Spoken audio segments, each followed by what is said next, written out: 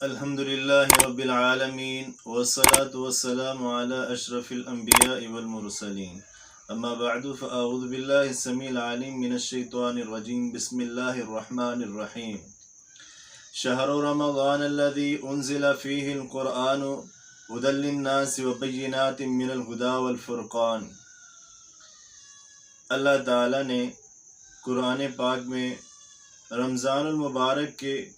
مہینے کا تذکرہ فرمایا، اور اس کے ساتھ ساتھ ہی اللہ تعالیٰ نے ماہ رمضان میں بہت ساری خصوصیات کو رکھا ہے۔ ان میں سے ایک خاصیت کو اللہ تعالیٰ نے بیان کرتے ہوئے قرآن پاک میں فرمایا ہے کہ ہم نے رمضان المبارک کے مقدس مہینے میں آسمانوں سے قرآن پاک جیسی عظیم کتاب کو نازل فرمایا، جو جناب محمد رسول اللہ صلی اللہ علیہ وسلم کا ایک عظیم معجزہ بھی ہے۔ اللہ تعالیٰ نے لوح محفوظ میں سے پہلے آسمان پہ بیت العزا میں بیت المعمور میں یک مشت ہی سارے کا سارا قرآن پاک نازل فرما دیا، اور وہاں سے پھر آہستہ آہستہ تھوڑا تھوڑا کر کے حضرت جبرائیل علیہ السلام کے ذریعے سے محمد رسول اللہ صلی اللہ علیہ وسلم پہ نازل فرمایا۔ اللہ تعالیٰ کی یہ کتاب ایسی کتاب ہے، اللہ تعالیٰ نے جتنی آسمانوں سے کتابیں نازل فرمائی ہیں سب سے بہترین کتاب قرآن پاک ہے، اور اللہ تعالیٰ نے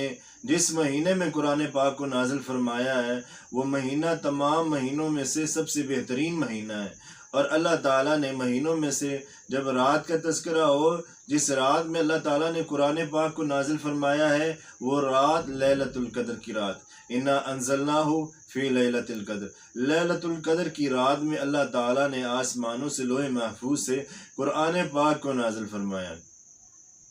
اللہ تعالیٰ قرآن پاک میں کہتے ہیں قُلْ لَا إِنِ اجْتَمَعَتِ الْإِنسُ وَالْجِنُّ عَلَىٰ أَن يَأْتُوا بِمِثْلِ هَٰذَا الْقُرْآنِ وَلَوْ كَانَ بَعْضُهُمْ لِبَعْضٍ ظَهِيرًا۔ اللہ تعالیٰ نے قرآن پاک کو ایسی عظیم کتاب کو نازل فرمانے کے بعد اعلان کر دیا کہ تمام انسان اکٹھے ہو جائیں۔ قُلْ لَا إِنِ اجْتَمَعَتِ الْإِنسُ وَالْجِنُّ، اللہ نے کہا تمام انسان بھی اکٹھے ہو جائیں اور جن بھی اکٹھے ہو جائیں، کیا کریں؟ فَأْتُوا بِسُورَةٍ مِّن مِّثْلِهِ، ایک صورت ہی اس جیسی لے آئیں۔ قُلْ لَا إِنِ اجْتَمَعَتِ الْإِنسُ وَالْجِنُّ عَلَىٰ أَن يَأْتُوا بِمِثْلِ هَٰذَا الْقُرْآنِ وَلَوْ كَانَ بَعْضُهُمْ لِبَعْضٍ ظَهِيرًا۔ اللہ تعالیٰ نے کہا جن جو ہیں وہ آپس میں ایک دوسرے کی مدد کریں، اور انسان چاہے ایک دوسرے کی مدد کریں، سارے مل کے ایک دوسرے کی مدد کریں، اللہ تعالیٰ نے فرمایا ایک اس جیسی ایک صورت بھی نہیں لا سکتے۔ اللہ تعالیٰ نے قرآن پاک اتنی عظیم کتاب کو نازل فرمایا، اور اللہ تعالیٰ نے دوسری جگہ پہ بات کرتے ہوئے فرمایا وَإِن كُنتُمْ فِي رَيْبٍ مِّمَّا نَزَّلْنَا عَلَىٰ عَبْدِنَا فَأْتُوا بِسُورَةٍ مِّن مِّثْلِهِ وَادْعُوا شُهَدَاءَكُم مِّن دُونِ اللَّهِ إِن كُنتُمْ صَادِقِينَ۔ اللہ تعالیٰ نے قرآن پاک میں دوسری جگہ فرمایا ہے کہ میں نے آسمانوں سے جو کتاب نازل فرمائی ہے، اگر تمہیں اس کے بارے میں شک ہے، کوئی شبہ ہے، کیونکہ اللہ تعالیٰ نے تو قرآن پاک میں واضح کہہ دیا ذَلِكَ الْكِتَابُ لَا رَيْبَ فِيهِ ھُدًى لِّلْمُتَّقِينَ، یہ کتاب ہے اس میں کوئی شک و شبہ کی گنجائش نہیں ہے، ہدایت ہے متقین کے لیے۔ اللہ تعالیٰ نے کہا اگر تمہیں کوئی شک ہے، شبہ ہے کہ اس کتاب کے بارے، تو اللہ تعالیٰ نے کیا کہا وَإِن كُنتُمْ فِي رَيْبٍ مِّمَّا نَزَّلْنَا عَلَىٰ عَبْدِنَا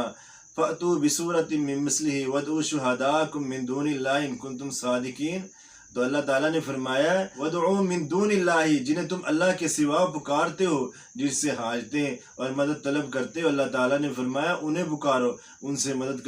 مدد حاصل کرو، اور مدد حاصل کرنے کے بعد اس جیسی کوئی صورت لے کے آؤ، قرآن جیسی، اگر تم سچے ہو۔